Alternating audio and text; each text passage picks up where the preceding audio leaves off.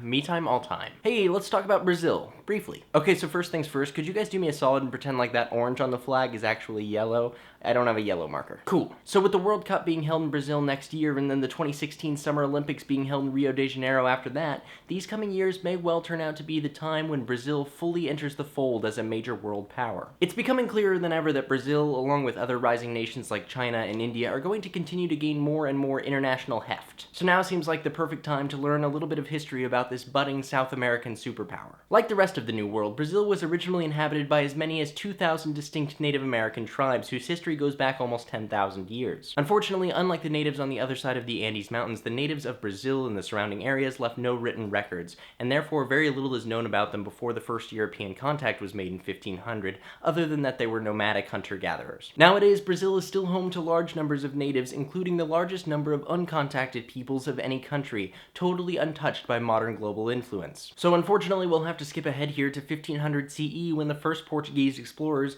made contact with Brazil and claimed it for Portugal. Now, to understand this phase of Brazil's history, you first need to know a few things about Portugal itself. First and foremost, the Portuguese kicked some serious butt at navigation with guys like Ferdinand Magellan, Vasco da Gama, and Prince Henry the Navigator, who I did a report on in 5th grade, all establishing sea routes to previously unconnected parts of the world, and in particular the coasts of Africa and India to global trade networks. Meanwhile, one of Portugal's exploration rivals, Spain, was making headway in exploring the New World and establishing the very beginnings of New Spain. In an effort to keep these two Catholic nations from rivaling, Pope Alexander VI issued a papal bull in 1493 declaring that all new lands west of a line 100 leagues west of the Cape Verde Islands were in the dominion of Spain. What the Pope intended by this was to give the whole of the unclaimed New World to Spain and leave the lucrative African and Indian trade routes to Portugal. However, what Pope Alexander didn't know was that the yet undiscovered land of Brazil jutted far into the Atlantic, well past the line reserved for Spain. So what happened was, in 1500, an expedition led by Pedro Alvarez Cabral that was intended for India was blown way off course across the Atlantic, where they landed in Brazil and claimed it for Portugal. Initially, the Portuguese in Brazil began exporting the Brazil wood tree, from which the region got its name, for its dark red dye, which was used in the textile industry. To encourage colonists, the Portuguese government began selling off large tracts of land on the Brazilian coast to plantation owners, who quickly established sugar plantations, as sugar was highly valued at the time for its ability to disguise the taste of rotting meat. Ew. Now, although the Portuguese were great explorers, it's easy to forget that Portugal was a very small country with only a little over 1 million citizens, and not nearly enough of them were willing to immigrate to the New World to provide any kind of labor force. I imagine you know where this is going. Initially, the Portuguese tried enslaving the native peoples, but the brutal conditions of plantation life combined with European diseases wiped out far too much of the native population. In under 100 years, the population of over 4 million natives was cut in half. As a replacement workforce, the Portuguese began bringing in large numbers of slaves from Africa, predominantly Angola. Now, I'm sure I don't need to tell you how horrible slavery was in North America, but it pales in comparison in both scope and brutality to the breed of slavery that was practiced in Brazil. Over the course of the slave trade, 4 million African slaves were brought to Brazil, 10 times as many as were brought to North America. And unfortunately for those slaves, because Brazil was easy to reach from Africa, slaves were cheap, and therefore dispensable. It was easier and cheaper to bring in new slaves than raise them from birth, so very few African women were brought over, and the population of slaves never increased year over year, despite the constant importation of new Africans. The life expectancy of Brazilian slaves was just 6 to 7 years. This was a type of barbarism that simply hadn't existed before. Brazil was also the last Western nation to abolish slavery, which lasted until 1888.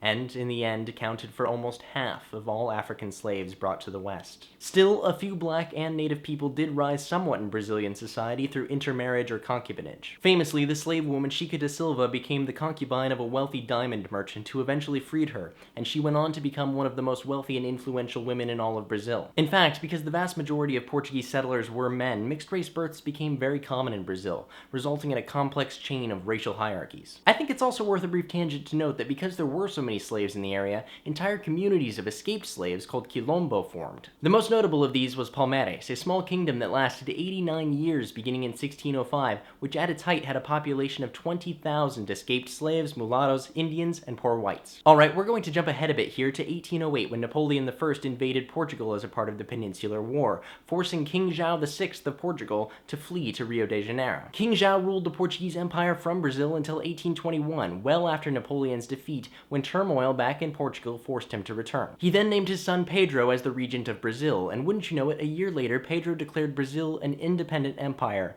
with himself as emperor. After a few more years of infighting among the Brazilian caste, Pedro decided to return to Portugal, leaving behind his young son Pedro II to rule. When Pedro II grew up, he attempted to establish a parliament, but was overthrown by a military coup, which brought to power a quasi-republican government. This period, which is now referred to as the Brazilian Old Republic, was marked by intermittent military dictatorships, corruption, and an electoral system that strongly favored the wealthy elites. Probably the most important of the leaders of this time was Getúlio Vargas. Vargas was a populist and a nationalist dictator who ascended to power through a military coup in 1930. He also, coincidentally, looked a lot like Bill Murray. Now, Vargas was actually a really interesting guy. In a time that was becoming increasingly defined by the conflict between communism and fascism in World War II, he made himself an ardent enemy of both, while adopting many policies of each. He created his Estado Novo, or new state, as an industrializer with a strong police state based on a sense of nationalism. But he was also a champion of the poor who believed in social welfare, establishing everything from a minimum wage to maternity leave. Brazil did eventually join the Allied forces in World War II, and post-war pressures from outside nations did eventually force him to convert Brazil into a democracy in 1945,